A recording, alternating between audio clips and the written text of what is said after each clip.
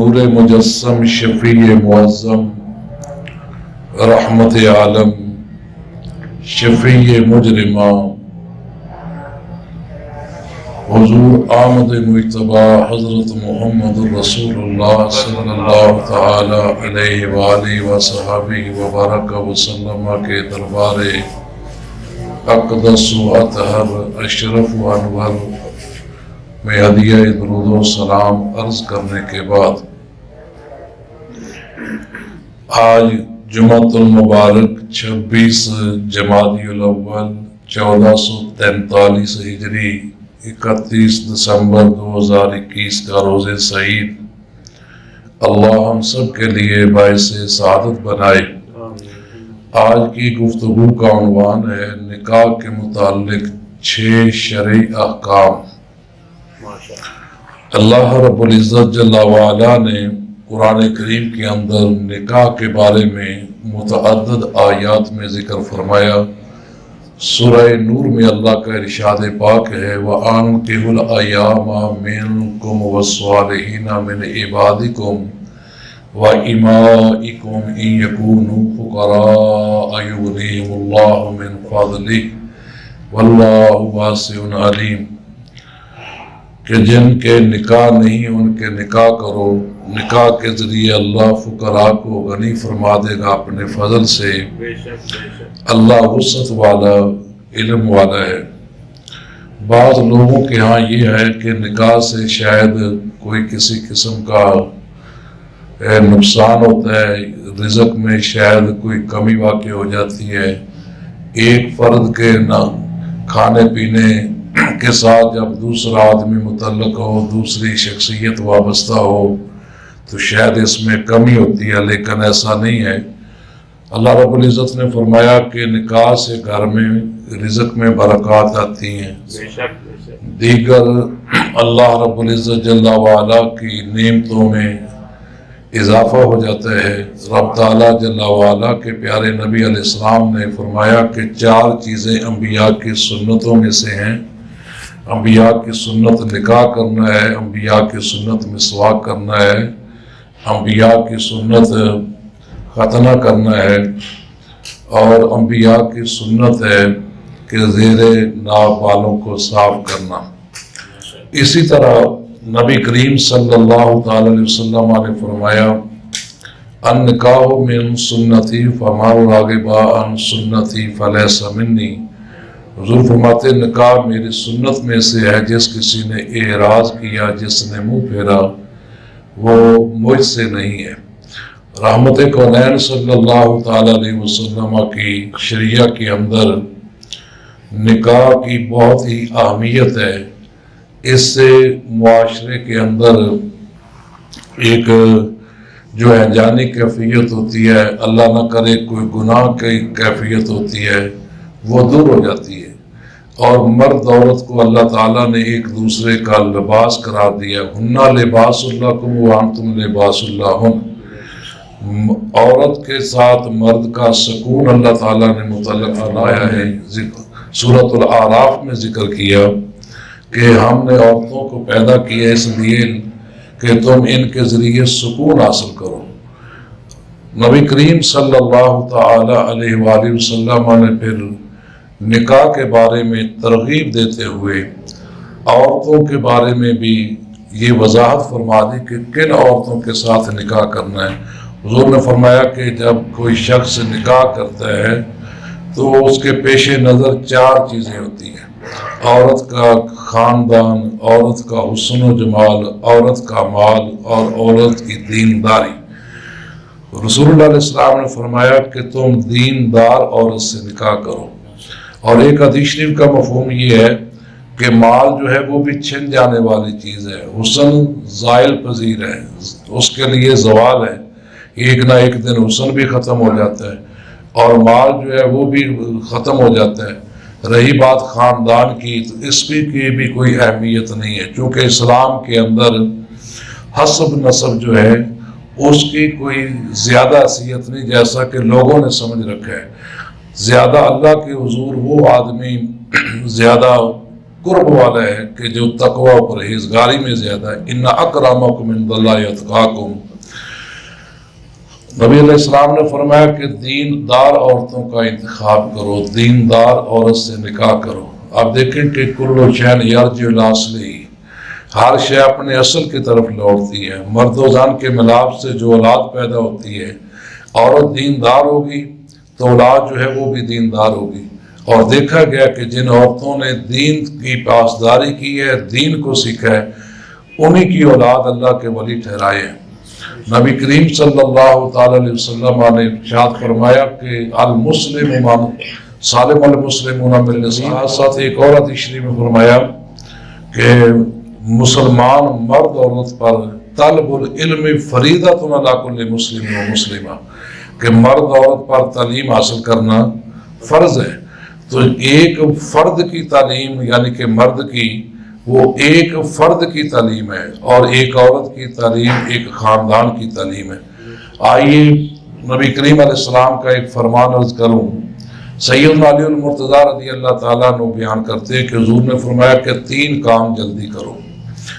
نماز کا وقت ہو جائے تو نماز ادا کرو، کوئی فوت ہو جاتا ہے تو اس کی تجہیز و تکفین میں جلدی کرو، اور جب عورت کا کفر ملے تو اس کے نکاح میں جلدی کرو۔ اگر معاشرے کے اندر اللہ نہ کرے برائی بڑھ رہی ہے، جیسے معاشرے کے اندر بدکاری عام ہو رہی ہے، تو اس کی ایک وجہ یہ ہے کہ نکاح کے اندر لوگ تاخیر کرتے ہیں، اور عورتوں مردوں کے نکاح کے معاملات کے اندر لوگوں کی ایک اپنی سوچ اور معیار ہے۔ آئیے چند ایک تمہیدی گفتگو کے بعد آج کی گفتگو ہے نکاح کے متعلق 6 شرعی احکام۔ ان میں سب سے پہلا حکم یہ ہے گواہان کی موجودگی۔ 2 نکاح کے رکن ہیں، گواہوں کی موجودگی اور ایجاب و قبول، اور تیسری چیز ہے حق مہر جس کا ادا کرنا واجب ہے، چوتھی چیز جو ہے وہ خطبہ شریف ہے، اور 5ویں چیز جو ہے وہ شرینی تقسیم کرنا، مٹھائی وغیرہ چھوارے کھجورے وغیرہ تقسیم کرنا، اور 6ٹھی چیز جو ہے وہ ہے ولیمہ۔ ان کے متعلق چند ایک معروضات ہیں۔ گواہان کی موجودگی ضروری ہے۔ نبی علیہ السلام نے فرمایا کہ جو عورت گواہوں کی موجودگی کے بغیر نکاح کرتی ہے تو یہ اس کا نکاح کرنا ٹھیک نہیں ہے، یہ بدکارہ عورت کی حدیث کا مفہوم یہ کہ یہ بدکارہ عورت کی علامت ہے کہ وہ بدکاری کا دروازہ کھول رہی ہے اپنے لیے۔ لہذا نکاح کے لیے 2 گواہوں کا ہونا، مسلمان مردوں کا ہونا یہ ضروری ہے۔ بہت سارے معاملات ہیں کہ جن میں گواہ ہونے چاہیے، ایسے ہی نکاح کے اندر گواہ جو ہیں ان کا ہونا ضروری ہے۔ اور پھر یہ ہے کہ نکاح 3 قسم کا، ہمارے استاد گرامی مفتی محمد الہیت اقبال صاحب رحمۃ اللہ تعالیٰ علیہ نے ہمیں یہ تعلیم دی کتاب و سنت کی روشنی میں کہ ایک ہے نکاح بالاجابت، ایک ہے نکاح بالاصالت، ایک ہے نکاح بالوکالت، ایک نکاح بالتوکیل بالوکیل، نکاح بالاصالت، نکاح بالتوکیل بالوکیل، نکاح بالوکالت۔ اب اس کو تھوڑا سا میں عرض کر دوں۔ ہمارے استاد گرامی کے نہایت بہترین اور بہت ہی قابل قدر شاگرد موجود ہیں، علامہ محمد بن اس حوالہ سے یہ حضرت کے شاگرد ہیں اور مجھے بھی حضرت کی شاگردی پہ ناز ہے۔ نکاح بالرسالت یہ ہے کہ ایک مجلس مقرر ہو جس کے اندر زوجین جن کا نکاح ہونے والا ہے وہ موجود ہوں، مرد عورت، اور ان کے پاس گواہ موجود ہوں، تو چاہے مرد کی طرف سے ایجاب ہو چاہے عورت کی طرف سے ایجاب ہو، اور ایک طرف سے قبول ہونا چاہیے، یعنی کہ قبول ایجاب 2 الگ الگ چیزیں ہیں۔ ان کا ایک مجلس میں ہونا اور گواہوں کی موجودگی میں ہونا، اس کو کہتے ہیں کہ نکاح بالاصالت۔ مرد کہے کہ میں نے اتنے حق مہر کے عوض تو اس سے نکاح کیا، تو وہ کہے کہ میں نے قبول کیا، گواہوں کی موجودگی میں نکاح ہو جائے گا، یا عورت کہے کہ ان گواہوں کی موجودگی میں اتنے حق مہر کے عوض میں نے اپنے آپ کو تیرے نکاح میں دیا، مرد کہے قبول ہے، ادھر سے بھی ہو جائے۔ ایک طرف سے ایجاب اور ایک طرف سے قبول، تو ان دونوں کا گواہوں کی موجودگی میں ایجاب و قبول کرنا حق مہر کے ساتھ یہ نکاح ہو جاتا ہے۔ دوسری میں نے بات کی کہ نکاح بالوکالت ہے، کہ ایک درمیان میں وکیل مقرر کر لیا جائے اور وکیل جو ہے وہ عورت اپنا وکیل مقرر کر لے، چاہے مرد اپنے کسی مرد کو وکیل مقرر کر لے، اور وہ دونوں وکیل آپس میں ایک دوسرے کا ایجاب قبول کر لیں۔ ایک صورت یہ ہے کہ وہ وکیل اجازت دے دے دوسرے موکل کے لیے، چاہے اس موکل کے وکیل کے لیے۔ اب جب اس موکل کے وکیل کے لیے ہوگا تو پھر اس کو کہتے ہیں توکیل بالوکیل، یعنی کہ وکیل کے بعد پھر ایک وکیل بنا لیا جاتا ہے۔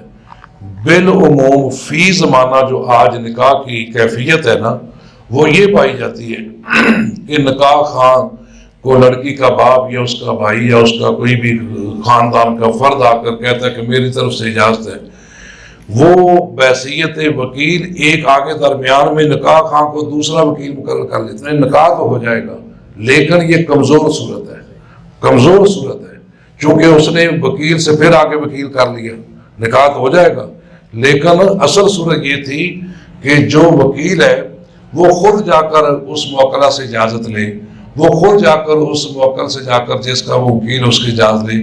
تو میں نے اپنے استاد گرامی علیہ رحمہ کو دیکھا، لڑکی سے جب پوچھتے تھے نا تو یہ کہتے تھے کہ اپنا نام بتلاتے تھے کہ من مسمى مفتی محمد ولایت اقبال بن نادر خان، میں بحیثیت وکیل آپ سے اجازت لیتا ہوں، آپ کے والد نے مجھے وکیل مقرر کیا ہے، تو پھر وہ اجازت لے کر آ کے جو ہے وہ ایجاب قبول کا سلسلہ کرتے تھے۔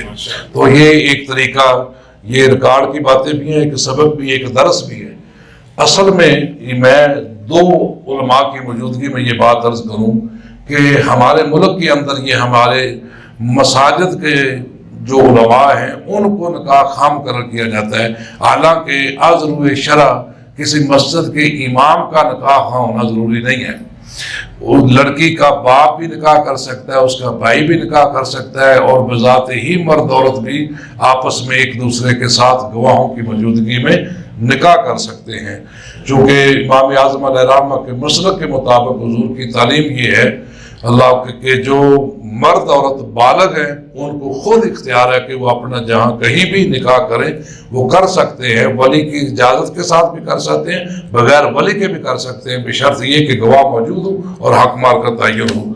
گواہوں کا مسلمان ہونا اور ان کا حاضر ہونا، گواہ کا لفظی معنی ہی حاضر ہونا۔ دوسری بات جو عرض کرنا چاہتا ہوں وہ ہے ایجاب و قبول، جیسے میں نے ساتھ ساتھ ہی کہا کہ ایک طرف سے ایجاب کا معنی اجازت ہوتا ہے اور ایک طرف سے قبول کرنا ہوتا ہے، چاہے وہ مرد کی طرف سے پہل ہو جائے چاہے لڑکی کی طرف سے پہل ہو جائے، یعنی کہ پہلے جدھر بھی ہو جائے معاملہ ہو جاتا ہے درست۔ تیسری بات حق مہر کے متعلق ہے۔ قرآن کریم نے ذکر فرمایا کہ وَآتُوا النِّسَاءَ صَدُقَاتِهِنَّ نِحْلًا، کہ تم خوش دلی کے ساتھ عورتوں کو ان کے حق مہر ادا کرو، سورہ نساء کے اندر۔ اور تھوڑا سا آگے جا کے سورہ نساء میں فرمایا فَمَا اسْتَطَعْتُمْ بِهِ مِنْهُنَّ فَآتُوهُنَّ أُجُورَهُنَّ، کہ جتنی تمہارے پاس طاقت ہے اس طاقت کے مطابق تم عورتوں کو حق مہر ادا کرو اور خوش دلی کے ساتھ حق مہر ادا کرو۔ حق مہر کا ادا کرنا یہ واجب ہے ازروئے قرآن و سنت۔ حق مہر کیا ہے؟ واجب ہے، اس کو اس کا حق مہر ادا کرنا ضروری ہوگا۔ دوسری بات، نبی کریم علیہ السلام نے فرمایا کہ جس شخص نے حق مہر ادا کرنے کی نیت نہیں کی، اس کا ارادہ نہیں ہے حق مہر دینے کا، اس نے کسی عورت کے ساتھ نکاح کر لیا، ارادہ نہیں ہے، تو گویا اس نے اس کے ساتھ زنا کیا ہے یا زنا کا دروازہ کھولا اس نے۔ یعنی کہ اس کا مفہوم یہ ہے، بعض لوگ لکھوا لیتے ہیں دیتے نہیں ہیں، ٹال مٹول سے کام لیتے ہیں، ساری زندگی گزر جاتی ہے، جو پھر یہاں تک ہوتا ہے کہ جب وہ مرنے کے قریب ہوتے ہیں اس وقت ہوتا ہے کہ حق مہر بھی معاف کروا لیا جائے۔ اچھا، بعض لوگوں کا، میں بعض کی بات کر رہا ہوں، عام کی بات نہیں کر رہا، بعض لوگ یہ ہوتے ہیں کہ وہ حق مہر جو ہے معاف کروانے کے لیے وہ لکھوا لیتے ہیں کہ چلو لکھ لیتے ہیں معاف کروا لیں گے، اور بعض لوگ وہ ہیں کہ وہ حق مہر لے لیتے ہیں وقتی طور، جا کر لڑکی کو کہتے ہیں کہ ہاتھ لگا لو اور واپس دے دو، حالانکہ یہ اپنے خاندان تک یہ چیزیں مقرر کر رکھی ہیں لوگوں نے، ان کا قرآن و سنت میں کوئی جواز نہیں ہے ایسا نہیں کرنا چاہیے. ایک مرد کے لیے لازم ہے کہ وہ اپنی ہونے والی زوجہ کے لیے وہ حق مہر ادا کرے، اور عورت کے لیے یہ جائز ہے کہ اس کو وہ قبول کرے. یہ نہیں ہے کہ وہ اس کو ہاتھ لگا کر واپس کر دے، یا کوئی ایسا اس پہ کوئی خاندانی طور پہ کسی رسم کا جو ہے وہ اطلاع کیا جائے کہ رسماً اس کو پکڑ لو اور واپس دے دو. چوتھی بات حق مہر کے متعلق یہ ہے کہ یہ دین اسلام کی خوبصورتی ہے. کسی دوسرے دین میں حق مہر کا تصور نہیں ہے. جیسے عیسائی مذہب کے اندر طلاق کا تصور نہیں ہے.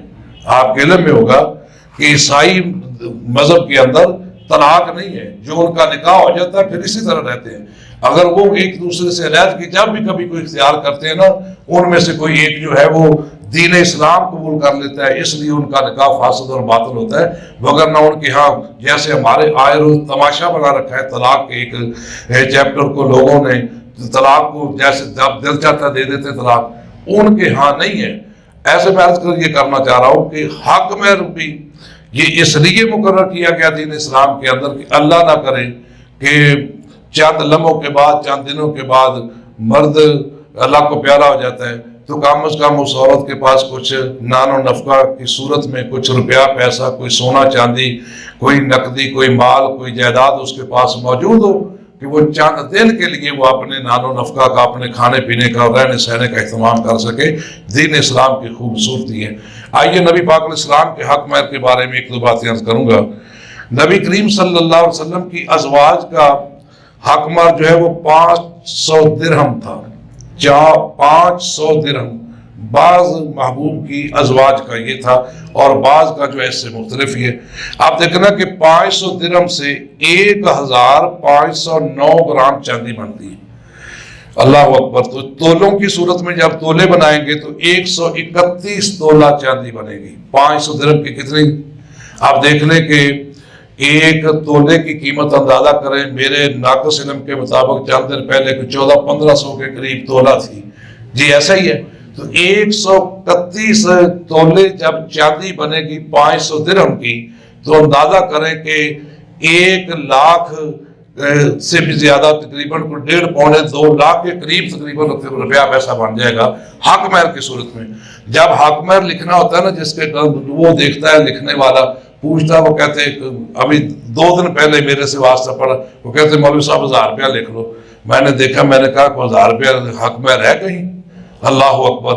کہتے پھر کتنا لکھنے؟ میں نے کہا ہمیں دین نے یہ سکھایا ہے کہ جو بندہ جتنی استطاعت رکھتا ہے اپنی بھائی میں نے قرآن پاک کے الفاظ پڑھے نا، فَاسْتَمْتَعْتُ بِهِ مِنْهُنَّ فَآتُوهُنَّ أُجُورَهُنَّ، کہ جو تم اپنی طاقت کے مطابق جو ہے ان کے اجر یعنی کہ ان کے حق مہر ادا کرو. جتنی تمہاری اصلی جتنی طاقت استطاعت رکھتے ہو اس اعتبار سے جو ہے تو کم از کم کی طرف میں بڑھتا ہوں. نبی پاک علیہ السلام کی ایک زوجہ محترمہ ام المومنین ام حبیبہ رضی اللہ تعالیٰ عنہ، ان کا حق مہر جو وہ 4000 درہم مقرر کیا گیا. کتنا جی؟ 4000 درہم. اب اندازہ کرو کہ اس کی چاندی کتنی بنتی ہے. 4000 درہم سے جو چاندی ہے وہ 1052 تولے چاندی بنتی ہے. تو آپ دیکھیں کہ یہ تقریباً میرا خیال کہ 15 لاکھ کے قریب جا کر جو ہے وہ تقریباً بڑھ جانا ہے. ایسا نہیں ہے، ایسے تھوڑا نہیں ہے، بہت زیادہ حق مہر نبی کریم علیہ السلام کا. اور پھر قربان جاؤں ان کا نام نہ لوں تو بات آگے نہیں بڑھتی. یہ حق مہر دیا تھا نجاشی بادشاہ نے رسول اللہ علیہ السلام کی. ایسا ہی ہے نا جی، ام حبیبہ کا نکاح انہوں نے کیا تھا تو انہوں نے اپنی جیب سے رسول اللہ علیہ السلام کے لیے اتنا بڑا حق مہر دیا، اور ساری ازواج سے زیادہ حق مہر تھا یہ. اللہ اکبر.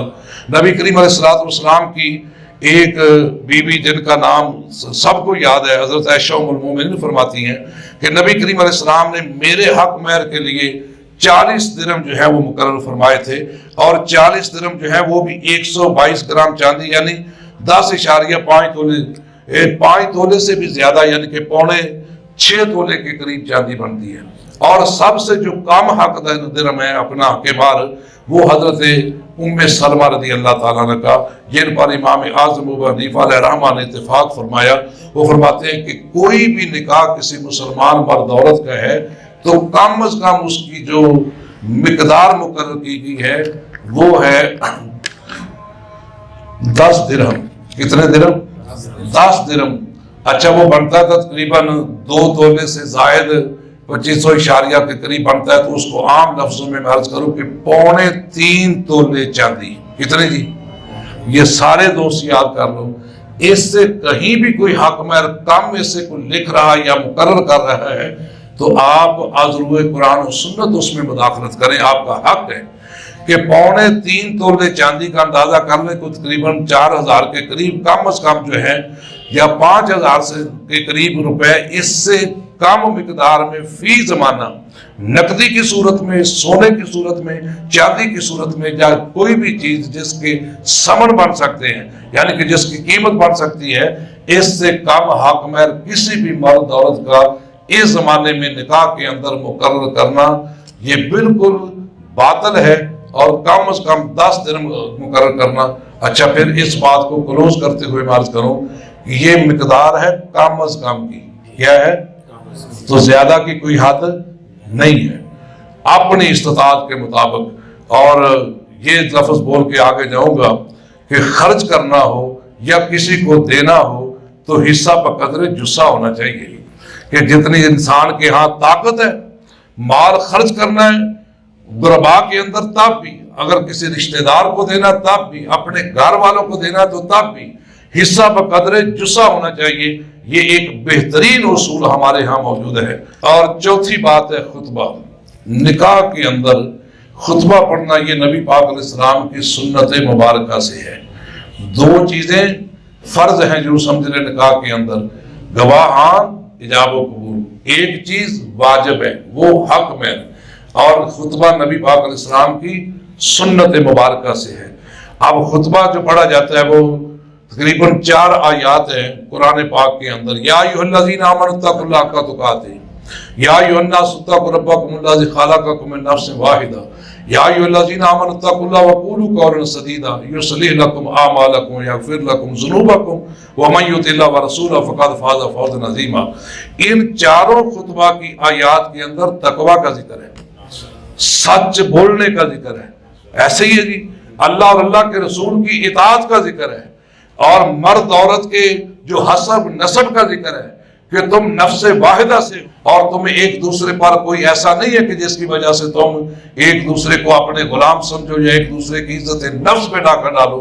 दूसरा, जब भी तुमने कोई भी मामला करना घर के अंदर, वो अल्लाह रब्बुल इज्जत के खौफ के तहत करना है, कभी भी बेखौफी का इजहार नहीं करना। और जब भी तुम मर्द औरत ने गुफ्तगू भी करना है, आने वाली नस्ल को भी तालीम देना है, आमनुत्तक़ुल्लाह वक़ूलू क़ौलन सदीदा, सीधी सीधी बात करनी है। खुतबा निकाह के अंदर कुरान पाक की जिन आयात का मेरे आपके नबी ने इंतखाब किया है वो तकवा पर मबनी है, और तकवा का 300 से जायद आयत कुरान पाक के अंदर है, जिनके अंदर अल्लाह रब्बुल इज्जत ने हमें हुक्म दिया कि तुमने रब से डरना है, हर वक्त डरना है, हमेशा डरना है, शुरू से लेकर आखिर तक डरना है। फत्तकुल्लाह मस्ततातुम, जितनी तुम ताकत रखते हो उस ताकत के मुताबिक तुमने अपने रब से डरना है। और दूसरी बात, क्योंकि ये तकवा का जिक्र इसलिए है कि ये हुकूकुल इबाद का मामला है, मर्द पर कुछ हुकूक औरत के हैं, औरत पर कुछ मर्द के हैं, तो तुम्हारी अपनी कोई मर्जी भी नहीं चले। अल्लाह अकबर, ये इन आयात के अंदर दर्ज दिया गया है। खुतबा पढ़ना खड़े होकर ये भी मुस्तहब अमल है, और इजाबो कबूल से पहले खुतबा पढ़ना ये नबी पाक अलैहिस्सलाम की सुन्नत से है। ये सुन्नत है, सुन्नत इसलिए ताकि जब खुतबा पढ़ा जाएगा लोग उस तरफ मुतवज्जे हो जाएंगे और अल्लाह और अल्लाह के रसूल की बात को सुनेंगे और उस कलाम इलाही की तरफ मुतवज्जे हो जाएंगे। खुतबा के मुतल्लक ये 2-3 बातें ज़हन में रहना चाहिए। और 5वीं बात जो है वो है छुहारों की तकसीम। नबी पाक अलैहिस्सलातु वस्सलाम के दौरे सईद हयात ज़ाहिरी में खुश्क खजूरें जिनको छुहारे कहते हैं ये तकसीम किया करते थे। बाद जो है वो खजूर की तकसीम भी करते थे। आजकल तो वैसे ही जिद्दत है, ऐसे फेंक दिया जाता है। इन्नल मुबज़्ज़िरीन कानू इख़वान शयातीन व कान शैतान लिरब्बिही कफूरा। माज मीठी चीज का तकसीम करना जो है ये नबी पाक अलैहिस्सलातु वस्सलाम की सुन्नत मुबारक से है। और इसी सुन्नत के साथ साथ ये सुन्नत भी है कि उसके बाद दुआ करना। नबी पाक अलैहिस्सलातु वस्सलाम दुआ फरमाया करते थे, ज़ौजैन के लिए बरकत की दुआ करते थे। اور کہتے تھے نبی پاک علیہ السلام یا اللہ کو برکت عطا کر اور ان دونوں کو یعنی کہ زوجین کو بھلائی عطا کر. یہ 3 جملوں کے اندر نبی پاک علیہ السلام دعا فرمایا کرتے تھے زوجین کے لیے. چھٹی اور آج کی گفتگو کی آخری بات جو عرض کرنا چاہتا ہوں وہ ولیمہ ہے. نبی پاک علیہ السلام نے 13 ازواج مطہرات سے باختلاف روایت نکاح فرمائے ہیں. کسی سے آپ نے کوئی جہیز نہیں دیا. 4 بیٹیوں کا آپ نے نکاح فرمایا, کسی بیٹی کو جہیز نہیں دیا. حضرت فاطمہ زہرا کے لیے جو جہیز کے الفاظ لکھے جاتے کتابوں میں وہ حضرت علی رضی اللہ تعالیٰ کی زرہ بیٹی گئی تھی اور اسی سے وہ سامان خریدا گیا تھا. الرجال قوامون علی النساء, مرد قوام ہے عورتوں پر. مرد اگر 1.5-2 لاکھ روپے کا کمرہ تیار کر سکتا ہے تو اس میں 10-20 ہزار روپے کے برتن رکھنا بھی اس کی ذمہ داری ہے. چونکہ بیوی کے جو نان و نفقہ کی ذمہ داری وہ مرد پر ہے, نہ کہ جنہوں نے بیٹی کو پیدا کیا اور ان کو بالا تعلیم دی ہے ان کے ذمہ یہ چیزیں نہیں ہیں. یہ لکڑی کا سامان ہو یا کراکری کا سامان ہو ان کے ذمہ نہیں ہے. یہ مرد کے لیے ہے کہ وہ اپنے گھر کے برتن بھی لائے, گھر کی چیزیں بھی لائے, گھر کے نان و نفقے کا اہتمام خود کرے. ولیمہ نبی پاک علیہ السلام کی سنت مبارکہ سے ہے.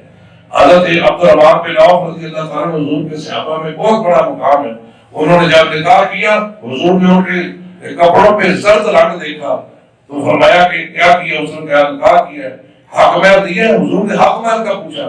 عرض حضور میں نے سونے کی ایک انگوٹھی دی ہے, اللہ ایک سونے کی ڈلی دی ہے, میں نے حق مہر کی.